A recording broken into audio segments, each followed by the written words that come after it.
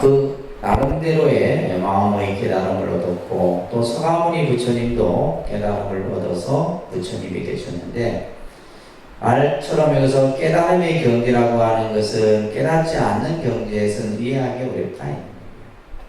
그러니까 깨닫지 않는 어떤 우리의 상태에서 깨달음의 경계를 어떻게 이해하겠어요, 그렇죠? 그러나 우리가 이제 불교에서 깨달음이라고 하는 것을 이렇게 표현합니다. 불교의 존재 이유이자 또한 마음 수행의 궁극적인 목적이다. 그래서 우리가 이제 불교에서는 성불이라고 하는 깨달음을 얻어서 내가 부처가 되는 것이 목적이에요. 스님들이 출간 이유도 그렇고 여러분들이 마음 공부를 하는 이유도 마찬가지다. 그래서 마음 수행의 목적, 그죠? 내가 왜 마음 수행을 하느냐? 그냥 단순히 내가 마음을 편안히 하고 마음을 안정되게 하고 스트레스를 줄이고 이거는 이제 부가적인 것이고 이 공부에 대한 궁극적인 목적은 바로 뭐다? 깨달음을 이루는 것에 있다. 그러면 그 깨달음의 핵심이라고 하는 것이 뭐냐? 내가 본래 갖추어진 내 마음의 자리, 그죠? 이것을 뭐라 하느냐? 자성, 불성, 마음, 심성, 본성, 이런 이제 다양한 표현들이 사용이 되는 거예요. 그래서 이제 우리가 이제 쉽게 표현하면 그냥 마음이다 이렇게 그냥 통칭해서 일심이다라고도 표현하는 거예요. 그러니까 이런 이제 우리가 본래 갖추어진 이 마음. 그렇지만은 우리가 가만히 들여다보면 이 나라고 하는 거죠. 이 나라고 하는 것은 결국 뭐예요? 인연 화합에 의해서 만들어진 결정체가입니다. 아버지 어머니의 인연으로 내가 태어나서 그죠?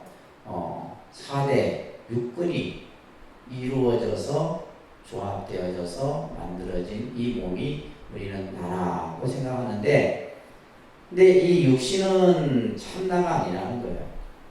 우리가 이 몸뚱아리를 보고 나라고 생각하면 이는 나가 아니다.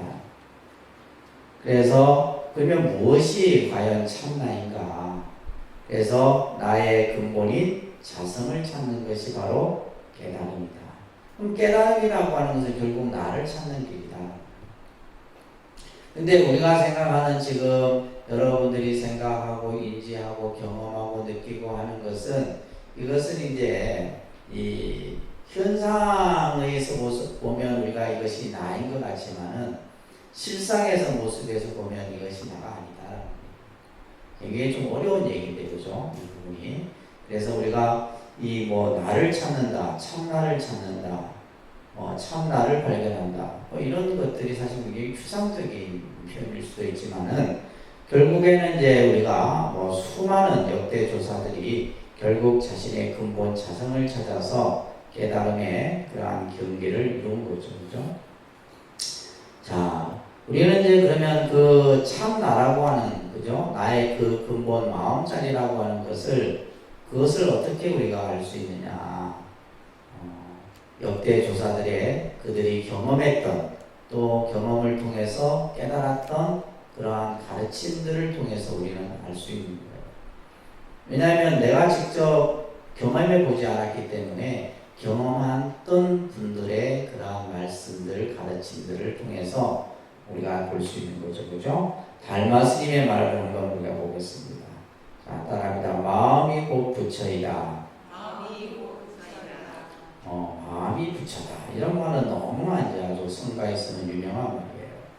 이것은 달마 대사의 말이기도 하지만 경전에도 나오고, 마조 스님의 어록에도 나오고, 조주의 가르침에도 나오고, 역대 조사들이 전부 이런 말을 했단 말이에요. 참으로 부처를 찾고자 한다면, 여기서의 부처는 우리가 생각하는 뭐요? 그냥 그 서가모니 부처님, 아미타 부처님 이게 아닙니다. 여기서의 마음이고 부처다라는 것은 내 이 참 마음이 내 이 근본 자리다. 내 마음의 근본 본성이다. 이런 얘기예요. 그래서 여기서 부처를 찾고자 한다는 것은 부처는 뭐예요? 내 마음의 본성 자리를 얘기하는 거예요. 아시겠죠? 우리가 이제 어떤 신앙적으로 우리가 어떤 예배하는 대상인 부처님 이런 개념하고는 다릅니다. 여기서는 마음의 본성을 얘기해요. 참으로 부처를 찾고자 한다면 다릅니다. 모름지기 자기의 성품을 깨쳐야 한다. 자기의 성품을 깨쳐야 한다. 자기의 성품을 깨친다라는 말은 자기의 그 마음자리를 바로 보아야 한다. 우리 마음이라는 것이 도대체 뭐냐?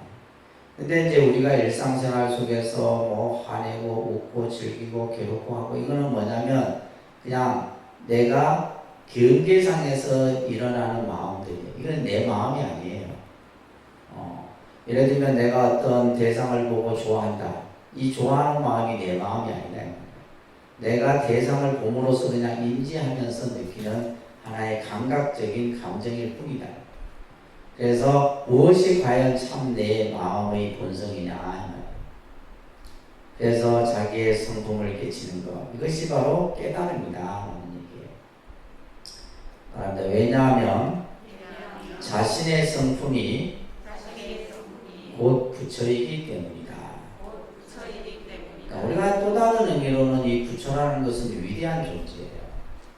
이 말은 내 자신의 성품이 부처라는 말은 내 마음이 우주의 주인이고 내 마음이 우주 전체라는 뜻과 똑같은 거예요.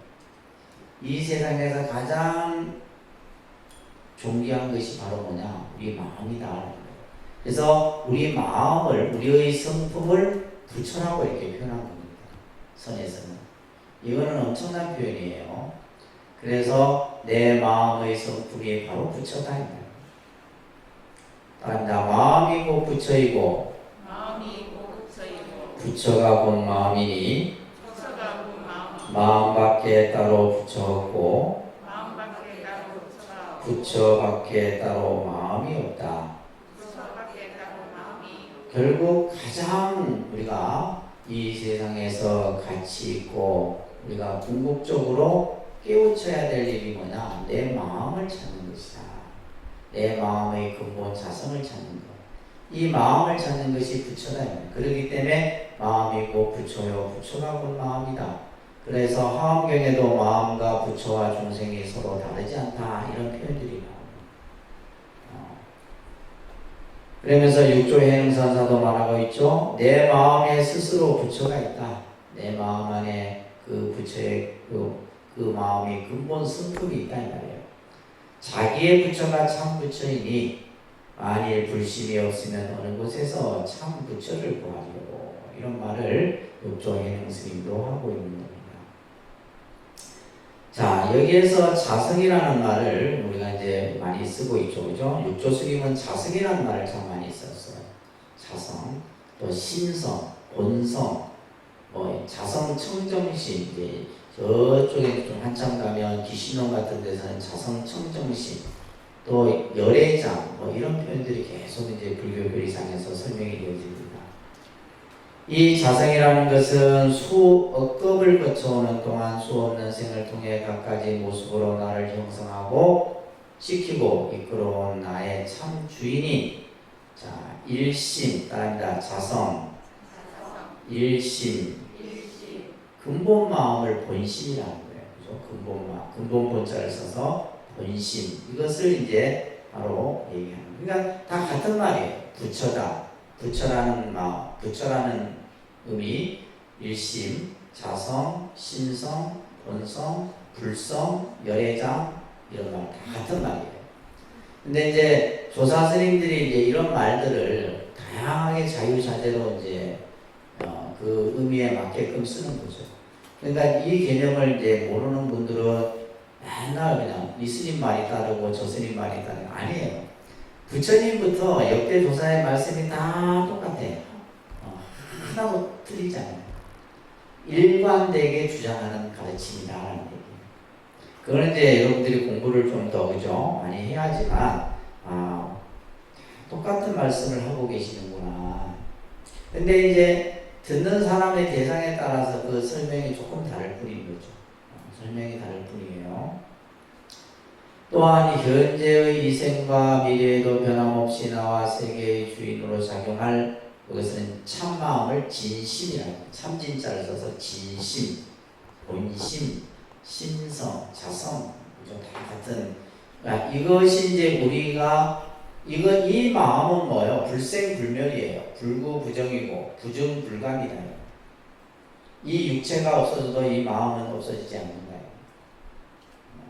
불교에서 이렇게 설명을 하는 겁니다. 그래서 도대체 이 마음이라는 것이 과연 뭐냐? 근데 이 마음이라는 것이 뭔가에 의해서 우리가 이제 그 마음을 보지 못해요. 마음을 보지 못한다 이 말이에요. 그래서 우리가 견성이라는 말을 이제 이 선에서는 많이 쓰는데 견성.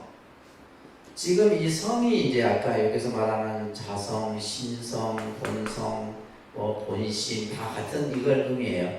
이 성자는 뭐냐면 그 근본을 말하는 거예요. 근본, 핵심을 말하는 거예요.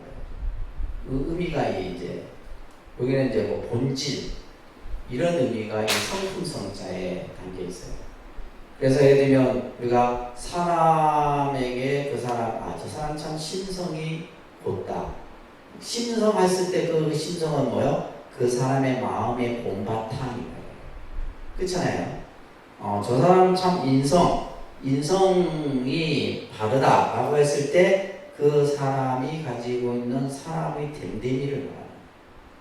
그때 이제 이 성품 성자가 있어요. 이 성자. 그래서 여기서 이 견성이라는 것은 결국 뭐요? 이 마음, 그죠? 마음의 근본을 뭐 하는 거예요?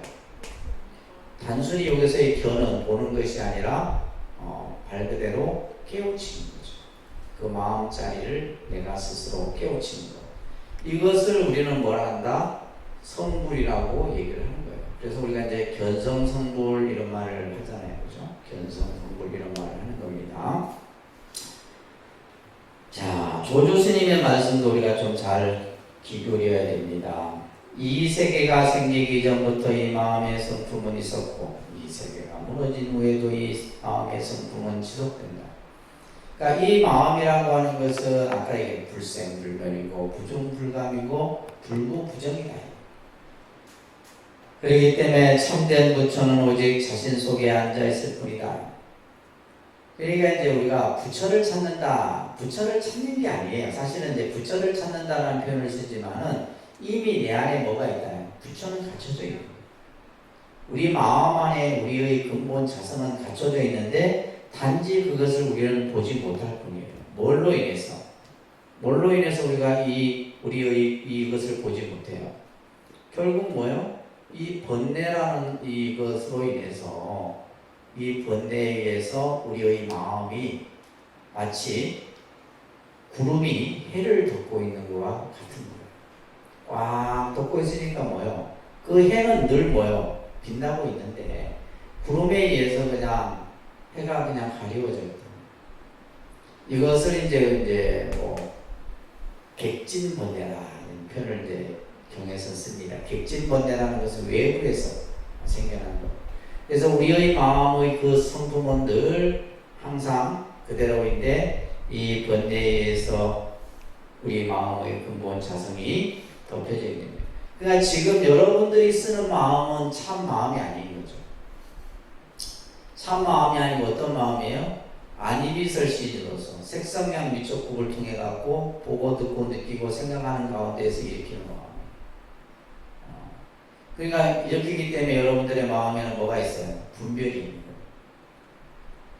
우리 이 마음의 근본 성품은 아까 얘기했잖아요. 분별과 차별이 없는, 차별이 아무런 것이 없는데 우리가 인식하는 마음들은 뭐냐면 차별이 있고 분별이 있고 그죠? 좋고 싫음이 있고 이런 것들이 생겨나게 되는 거예요. 그래서 참된 부처라고 하는 것은 오직 자신 안에 있다는 말이에요.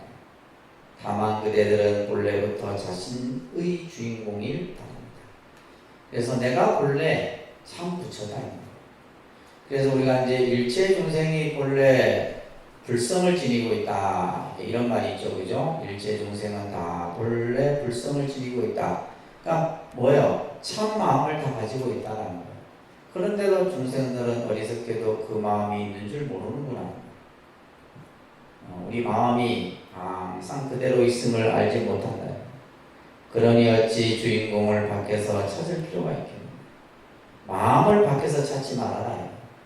근데 우리는 자꾸 외부에서 뭔가를 찾으려고 합니다.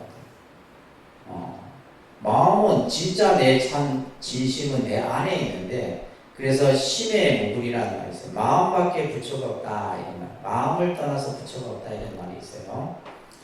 그래서 내 마음 안에, 그래서 심즉 시불이다, 마음이 꼭 부처다 이런 말들을 계속해서 써가는 겁니다. 대스님은 이러한 우리의 마음의 깨달음의 상태를 이렇게 설명합니다. 깨닫게 되면 가슴속이 환히 밝은 것이 마치 백천 해와 달과 같아서 시방세계를 한 생각에 밝게 요달하여 가는 털끝만큼의 다른 생각도 없다. 그러니까 우리가 이제 한 생각 다 깨닫는 그 순간은 뭐예요? 캄캄했던 순간에 마치 저기서 그냥 밝은 불빛이 하나가 다 비치면서 뭐예요? 온 세상이 환하게 밝아지는 것과 같은 거예요. 그게 깨달음이죠. 그래서 이제 우리가 역대 조사들이 보면 그 이제 깨달음의 계기가 되는 기연이라고 하는 장면들이 이제 어록에 보면 많이 나와요. 그래서 예를 들면 뭐 근대 고승들도 마찬가지죠. 통도사 뭐 경봉 큰스님 같은 경우는 새벽에 법당에 딱 들어갔는데 그냥 이것이 어떤 특별한 어떤 상황에서 만들어지는 것이 아니라 일상의 생활 속에서 그 깨달음이 경계가 나타나는. 법당에 촛불이 이제 켜져 있잖아요. 바람이 휙 불더니 촛불이 바람에 의해서 이렇게, 그죠? 불빛이 이렇게 움직이는 그 순간에 깨달음을 얻었다. 서산 스님 같은 경우는 다구는 소리를 듣고 깨달음을 얻었고, 뭐 이런 식의 그 깨달음. 그러면 그 깨닫고 나면 어떻게 되냐면 마음이 그냥 캄캄했던 마음이 그냥 환하게 밝아지는 거예요. 그때부터는 뭐야? 이 우주와 내가 결국 둘이 아님을 알고, 그죠? 중생과 부처가 내가 둘이 아님을 알게 되고 모든 차별과 분별의 의식이 다 끊어져 버려요. 그래서 우리가 예를 들면 공부를 하는 사람과 하지 않는 사람은 일상의 생활 속에서 그 사람의 경계가 나타나는 겁니다.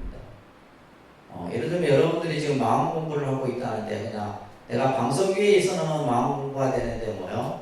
일상에 돌아가서는 또 마음 공부 안 되면 이거는 지금 공부가 안 되고 있는 거예요. 내가 화가 일어나는지 분심이 일어나는지 욕심이 일어나는지 이런 마음들을 스스로, 그런 것들은 그냥 내 마음을 챙겨가는 거예요.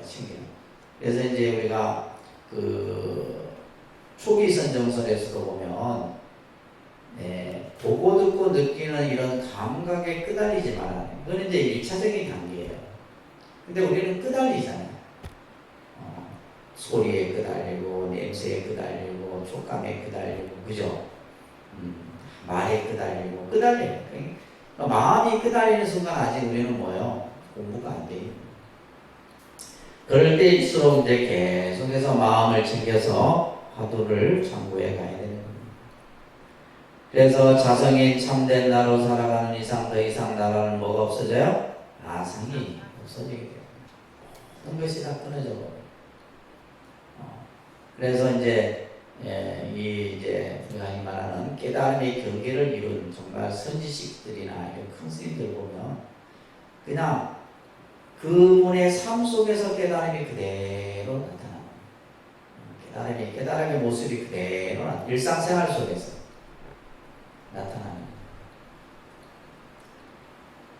그래서 이러한 깨달음의 세계들을 우리가 이제 이러한 역대 조사들의 말씀을 통해서나만이라도 볼 수가 있고, 결국 이 깨달음만으로 이제 끝나는 것이 아니라 깨닫고 나면 결국 뭐냐면 그 깨달음과 우리가 이제 중생을 구제하는 것은 서로 같은 개념에서 봐야 된다는 거예요. 그래서 자기 혼자 깨닫고 나면 아무 의미가 없잖아요. 서가모니 부처님도 본인이 깨닫고 나서 혼자서 그냥 깨달음으로 그쳐버렸다면 불교라는 종교는 발생되지 않았겠죠. 근데 그 깨달음을 뭐요? 중생들에게 전하고 중생들에게 이 길이 있다는 것을 보여줌으로써 그죠? 함께 그 깨달음의 세계로부터 우리가 이제 중생들이 나아갈 수 있도록 하는 이러한 중생 제도의 일이 이제 중요하게 또 강조가 되는 겁니다. 그런 말씀들이 쓰여져 있고요. 좀 넘겨보시면 180쪽에 보면 그래서 금강경의 뭐 내용을 조금 언급하고 있는데 그래서 부처님께서는 중생을 제도해도 제도한다라는 생각, 상을 가져. 아까 이제 깨닫고 나면 상이 끊어져 버린다고 했는데 그래서 예를 들면 부처님이 깨달음에 들었어도 나는 깨달음에 들었다라는 상을 갖지 않는 거죠, 그죠? 그래서 우리가 이제 이 자선 수행에 관련해서 자선이라고 하는 이 저서가 있는데 여기에서는 이제 첫 구절에 이런 구절이 언급이 되고 있어요. 우리가 자선이를 이제 얼마 그렇게 길지 않은 문헌인데 참선 공부하는 사람은 한 번씩 꼭 이제 어떤 자세라든지 방법이라든지 이런 것에 대해서 설하고 있는 내용입니다. 무릇 반야를 배우는 보살은 우선 대비심을 일으켜 반야를 배운다라는 것은 결국 뭐요? 그러니까 참선 수행이라는 것이 결국 뭐요? 반야의 지혜를 닦는 것이 바로 참선 수행입니다. 그러니까 그것을 달리 얘기하면 마음을 닦는 것이고 이 말이 서로 다른 것 같지만 다 같은 말이에요. 아시겠죠? 그래서 반야를 배우는 보살은 결국 뭐요? 마음을 닦는 우리 자신들은 이 말이에요. 먼저 뭘 일으켜야 돼요? 대비심을 일으켜야 돼요. 대비심. 중생을 연민히 여기는 이 대비심을 일으켜서 소원을 세우고 정교하게 삼매를 닦아 맹세코 중생을 제도하여 할지언정 자기의 학문만을 위해서 해탈을 구하지 말아라. 이 이제 첫 구절부터 이제 자선이가 설명되고 있습니다. 자, 그 다음 페이지 보시게 되면 여기서 이제 산은 산, 물은 물 이제 이런 성철 스님의 법어에서도 나오고 조사스님들 말씀에서도 나와요. 자, 183쪽에 보면 세 번째 단락에 보면 결국 우리는 뭐냐면 이 선에서는 경계에 끄달리지 말아라 이런 말을 합니다. 경계에 끄달린다. 경계에 끄달린다. 경계에 끄달리지 말아라. 그러니까 이제 예를 들면 우리가 요가라든지 명상 수행에서는 어떤 대상에 집착하지 말고 대상에 끄달리지 말라는 말과 똑같은 말이에요. 경계에 끄달리지 말아라. 그래서 우리가 경계라고 하는 것은 어떤 상황이죠. 내가 예를 들면 화가 일어난 상황, 욕심이 일어나는 상황, 그죠? 뭔가 우리가 사는 생활하는 가운데 어떤 상황들이 일어난다 이 말이에요. 그것이 경계예요. 그래서 일어나는 경계에 대하여 집착하고 분별하면 뭐이고? 중생이고. 결국 중생이 왜 중생이냐 하면 우리는 보고 듣고 느끼고 하는 가운데 늘 경계에 끄달리기 때문에 중생이라는 거예요. 그러니까 마음이 이랬다 저랬다 좋았다 싫었다 그냥 어제 좋았다 오늘 나빠지고 그죠? 마음이 뭔가 이렇게 다 안정되게 항상하지 못하고 그냥 감정에 휘둘린다. 그렇기 때문에 중생인 겁니다. 그것의 실체가 고정됨이 없이 공함을 알고 자성자기에 돌려놓아 보리의 자를 삼으면 수행자다. 말은 이렇게 어렵겠지만 뭐요? 경계에 휘둘리지 아니하면 그것이 바로 마음 수행자인 것입니다. 차이는 뭐 크게 없습니다.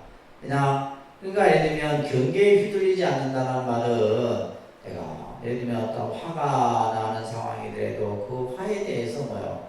내가 그것을 그냥 막 그냥 격한 감정을 일으키고 그렇게 할 필요가 없는 거죠.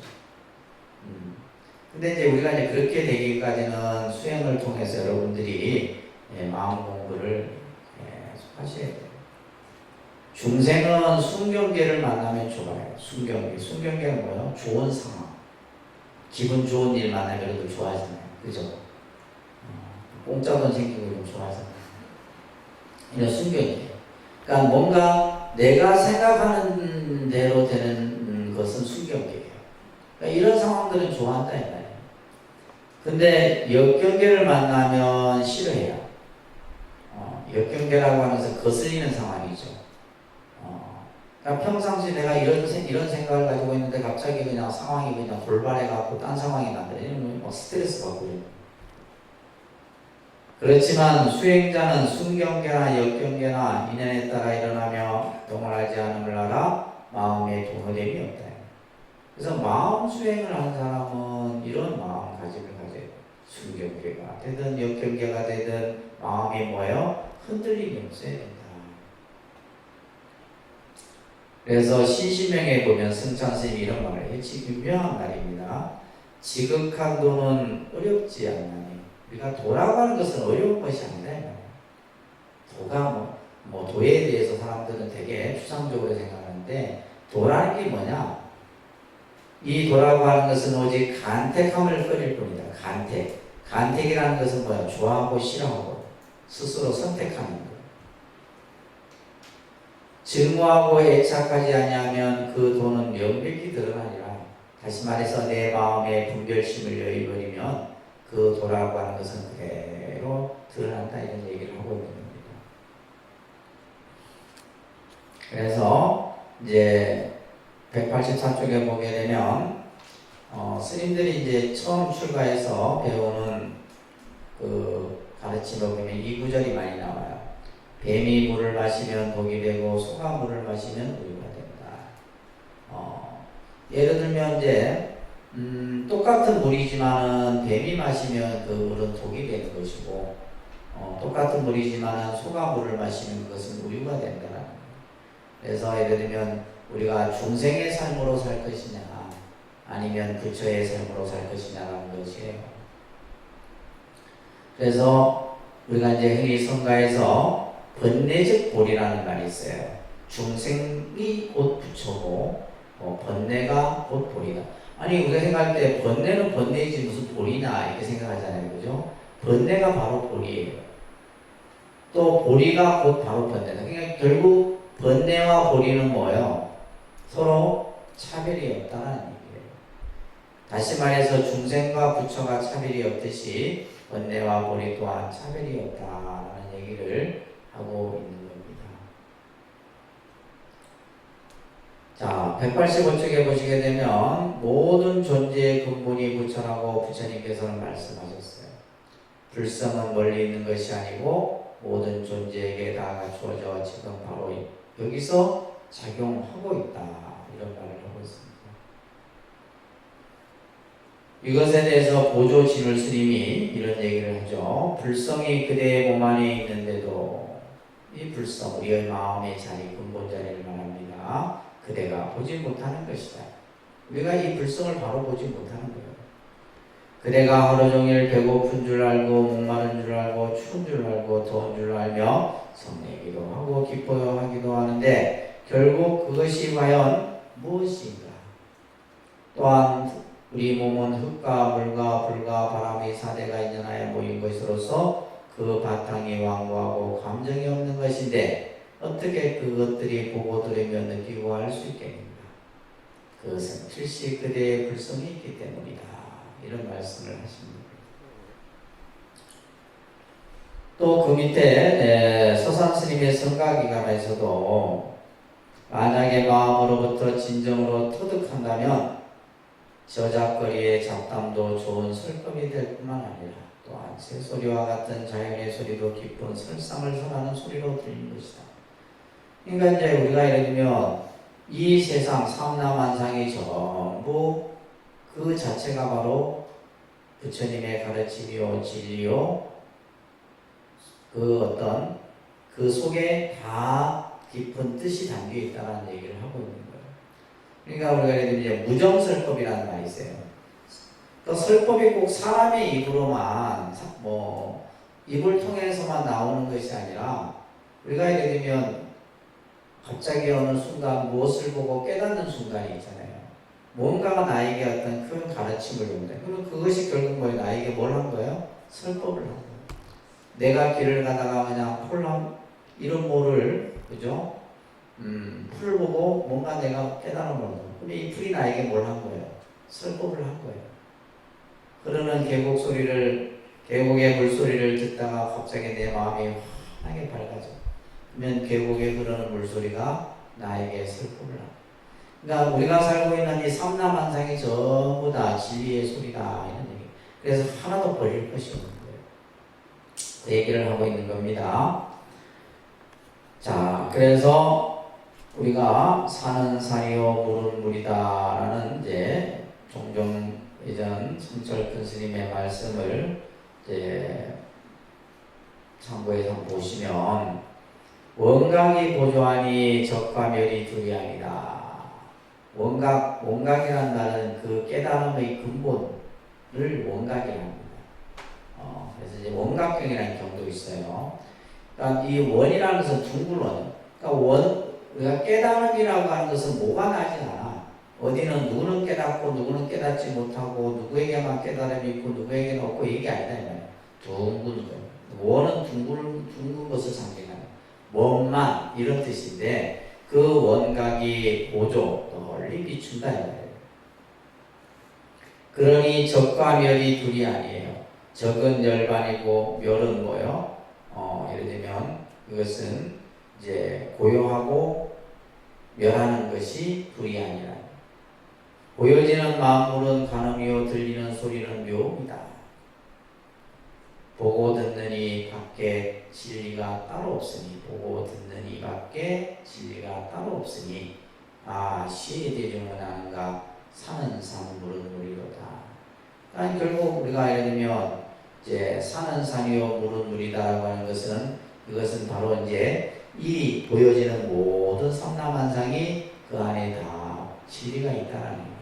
다 법의 이치가 그 속에 담겨 있다라는 얘기를 하고 있는 겁니다. 원래 이 말씀은 청원 유신선사의 법어에 나오는 말이에요. 188쪽에 보시게 되면 청원 유신선사의 법어를 보면 노승이 30년 전 참선하기 전에는 산은 산이고 물은 물이었다. 이제 내가 공부하기 전에는 산은 산이고 물은 물이었다. 그 뒤 훌륭한 선사를 만나 선의 진리를 찾았을 땐 산은 산이 아니고 물은 물이 아니로다. 아니었다. 그러나 이제는 마지막 쉴 곳인 깨달음을 놓고 보니 산은 진정 산이고 물은 또한 물이로다. 똑같은 이제 표현인 것 같지만은 산은 산이고 물은 물이다라고 하는 것은 이것은 뭐냐면 지금 이제 이 선사의 말씀처럼 이것은 이제 있는 그대로의 입장에서 이 현상을 본 거죠, 그죠? 그래서 내가 선을 하기 전 30년 전에는 산은 산이고 물은 물이었다. 이것을 우리는 이제 유라고 합니다. 이것을 이제 유종이라고 해요. 이걸 또 다른 말로는 이제 상종이라는 말을 씁니다. 상종설법이라고 해요. 상종설법. 그러니까 상종설법. 그러니까 이제 상은 현상, 모양 그대로 산은 산이고 물은 물이다라는 이제 이거는 이제 있는 그대로예요. 그죠? 다시 말해서 유의 입장에서 이제 서는 거예요. 이것을 이런 설법을 상종설법이라고 해요. 그 다음에 내가 이제 좀 훌륭한 선지식을 만나서 그죠? 조금 이제 선의 진리를 내가 좀 알았어. 알고 나니까 그때는 이제 또 바뀌죠. 산은 산이 아니고 물은 물이 아니다. 이거는 이제 무슨 설법이냐면 이것을 공종설법이라고 합니다. 그러니까 공종설법. 무의 입장으로 본 거예요. 내가 공부를 좀 했더니 이제는 산은 산이고 물은 물이 아니다. 그것을 이제 공종설법이라고 해요. 그리고 이제 내가 마지막 이제 공부를 다 마치고 그죠? 마지막 내가 깨달음을 얻고 보니 산은 진정 산이고 물은 진정 물이로다. 이거는 이제 뭐냐면 성종설법이에요. 성종. 그러니까 성종설법. 이것은 이제 모든 것을 진여의 입장에서 보는 거예요. 진여. 진여의 입장에서 보는 설법이에요. 그래서 불교의 교설은 전체 이 세 가지로 다 함축되어집니다. 그러니까 공부를 우리가 하려고 하면 여기서부터 이렇게 해야 되겠죠, 그죠? 이렇게 해야 돼요. 그럼 예를 들면 이제 이 상종설법은 이거는 예를 들면 이제 초기 경전인 아함경이나 이런 경전들이 여기에 해당돼요. 아함경전이나 이런 경전들이 이제 그 초기 경전 계통들이 해당되고, 공종은 이제 뭐냐면 이건 반야경이에요. 반야경은 전부 뭐예요? 다 무라고 얘기하잖아요. 반야신경에도 보면 무왕계 내지 무의식계 무명에서 그저 전부 무를 얘기해요. 그리고 이제 마지막 성종. 한자로 이 성이라는 것은 핵심 본질 이런 그 의미가 담겨 있잖아요, 그죠? 이거는 뭐냐면 화엄경이에요. 화엄경. 그래서 우리가 이제 이러한 여러 경전의, 그러니까 지금 이 그 청원 유신선사는 이런 경전을 가지고 말한 것이 아니고, 내가 깨달음의 상태, 내가 수행을 하면서 내가 본 어떤 경지를 이렇게 설명을 하는 거예요. 그래서 처음에는 산은 산이고 물은 물이었다. 다음은 산은 산이 아니고 물은 물이 아니었다. 그 다음에 뭐요? 산은 진정 산이고 물은 또한 물이로다. 이제 이런 개념들이 사실 이제 일반 사람들이 불교를 보면 어렵게 느껴지는 이유가 있는 것들이죠. 그래서 불교를 알려고 하면 이러한 상종 개념을 이해해야 되고, 공종 개념도 이해하고, 성종도 이해해야 되고. 그러니까 이것을 다 이해한 것이 뭐예요? 이제 우리가 흔히 말하는 이제 불교의 어떤 견해가 어디에도 치우치지 않고 원만하게 두루 파악됐다라고 얘기를 합니다. 그래서 여기에서 지금 수행하기 전에 사는 산무의 단계는 일상적인 의식으로 비춰진 객관 대상으로서의 산과 무를 말하는 거예요. 그죠? 있는 그냥 보여지는 입장에서 객관적 대상이라는 것은 보여지는 대상. 그죠? 우리가 말 그대로 산은 산이고 물은 물이라고 하는 이런 객관적 대상에서 분명 산은 물이 아니기에 산이고 물은 산이 아니기에 물이다. 이러한 세계는 모든 존재가 제각각 자기를 주장하는 무슨 세계예요? 차별의 세계다. 차별의 세계. 이거는 이제 그러니까 이제 이 상종의 가르침에서 보면 선도 있고 악도 있고 중생도 있고 부처도 있고 이렇게 있는 거예요. 그러니까 나중에 갔더니 중생도 없고 부처도 없다고 얘기하는 거예요. 근데 좀 더 가면은 뭐라 또 얘기해요? 중생과 부처가 똑같다 이렇게 얘기하는 거예요. 이게 근데 이 말이 뭐 말장난하는 말이 아닙니다. 그러니까 깨달음의 지금 우리가 이제 공부의 단계를 이렇게 설명을 하는 거예요. 지금은 우리는 뭐냐면 요 단계 듣는 거예요. 요 단계야지만 이해를 하는 거예요. 무슨 말 이해되세요? 여러분들은 객관적 대상으로 인식되어지는 것만 봐야지 이해를 합니다. 그러니까 지금 예를 들면 이제 이 반야 사상인 공사상에 와갖고는 이제 헷갈리는 겁니다. 어려워지는 거예요. 왜? 있는데 자꾸 없다라고 하니까. 있는 것을 자꾸 이제 그냥 부정적으로 이렇게 느껴지다 보니까 어려운 거예요. 그러나 이제 보시면 차별의 세계는 일상적인 의식의 세계예요. 근데 그 분별의식이 깨지고 나면 산은 산이 아니고 물은 물이 아니에요. 그래서 우리가 한 생각을 탁 돌리고 나면은 뭐예요? 이 일체가 공인 줄 알게 돼요. 이건 공을 얘기하는 겁니다. 공종설법은 공을 얘기합니다. 이것은 산과 우리가 물이라고 하는 것은 객관적으로 파악될 수 없는 것이다. 우리가 산이라 하지만은 우리가 산이라고 이름을 붙여놓은 거지 저기 본래부터 산이었냐. 우리가 예를 들면 물이라고 이름을 붙여놓은 것이 저것이 원래부터 물이었나. 그렇잖아요. 모든 것은 전부 이름을 붙여놓은 하나의 가명일 뿐인 것이다. 그래서 객관적으로 파악될 수 없어요. 그래서 본래 모습은 그저 공으로 존재하는 것뿐이다. 무슨 말인지 이해되세요? 이걸 이해되면 공부 다 한 건데. 이게 이해되면 이제 불교 공부 다 한 거예요. 더 이상 할 거 없어. 어떻게 형상으로 그려낼 수 없다라는 거예요. 공에서는. 공에서 산과 물, 사람은 평등하고 산이고 공이요, 물이고 공이며 사람이고 공이기 때문이다. 그러나 이 두 번째 단계에 머물면 아무런 맛도 없는 무와 평등만 있을 뿐 그것은 오히려 공에 집착한 모습으로 남길 수 있는 거예요. 그래서 나중에 이제 부처님이 이 공설법을 21년간을 설하시거든요. 반야경을 21년간 설하는데, 그러니까 사람들이 또 공에 빠지는 거예요. 공에 집착을. 생각이 또 한쪽에 치우쳐버리는 거예요. 그래서 이제 다음에 설하신 설법이 바로 이 성경설법이에요. 그래서 깨달음은 공에서 그치는 것이 아니에요. 뭐요? 공이 그대로 현실이 되는 거예요. 그러니까 그래서 이제 공의 개념이 원래는 진공묘유라는 뜻이에요. 공을 뭐라 얘기하냐면 진공이라는 것은 텅 비어있는 상태를 진공이라고 해요. 그죠? 진공 상태가 하잖아요. 여기서 묘유라는 것은 뭐냐면 텅 비어있기 때문에 모든 것을 다 채울 수 있다는 거예요. 그러니까 공 자체는 원래 부정적인 개념이 아닙니다.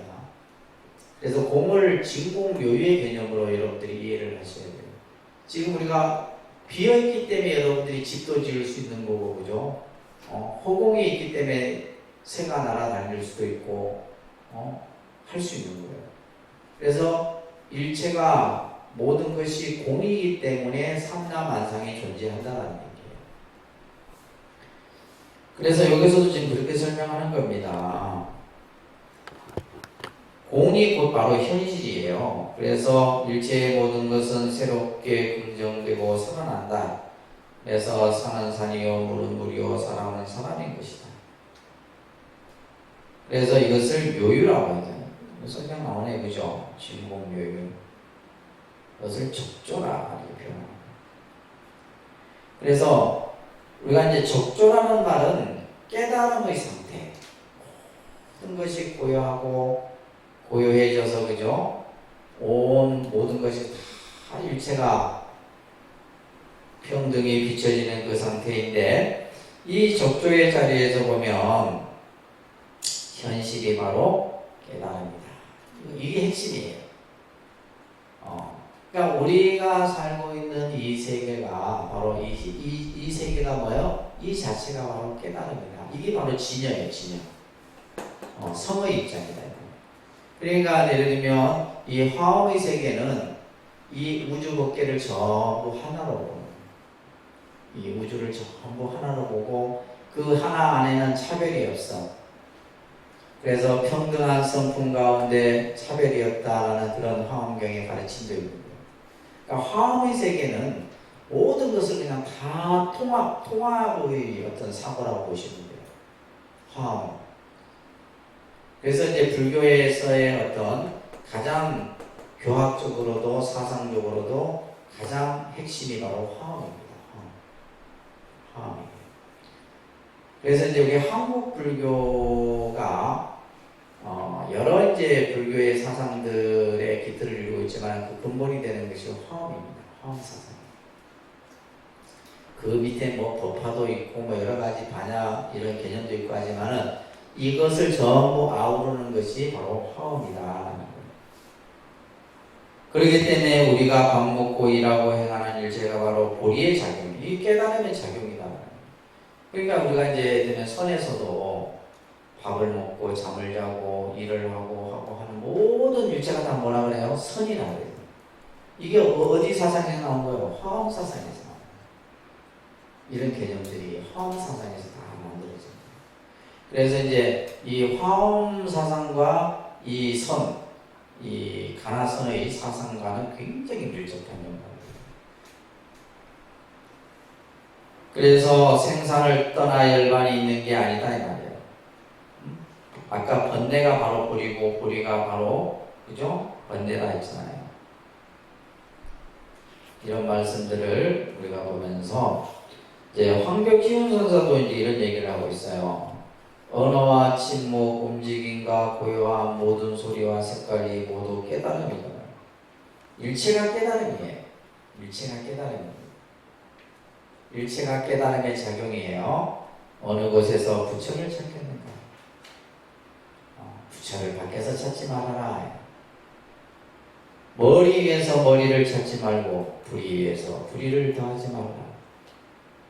다만 차별적인 견해만 일으키지 않는다면, 여기서 중요한 것은 뭐예요? 차별적인. 그러니까 우리 중생이 가지고 있는 가장 문제가 뭐냐면 이 차별적인 견해예요.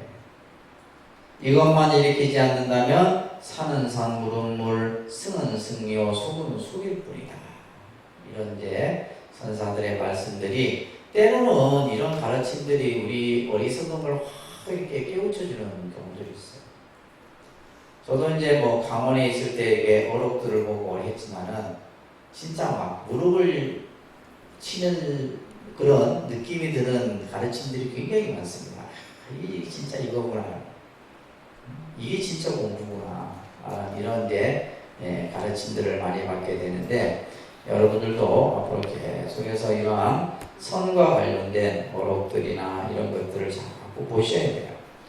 왜냐하면 결국 이제 이 조사들의 말씀들이 그들이 이제 수행하고 체험하고 경험해 놨던 것들을 우리들이 간접적으로 접할 수 있고 또 그걸 통해서 우리는 깨달음을 얻을 수가 있는 거예요. 그래서 예를 들면 뭐 보조 진울 스님 같은 경우도 이제 또 육조 해능 스님도 보면 전부 경전이나 또 어록이나 이런 걸 통해서 깨달음을 얻었어요. 오늘은 여기까지 하고 그냥 다 놓으시고 3층으로 이동을 해서 시참 수행을 좀 하겠습니다.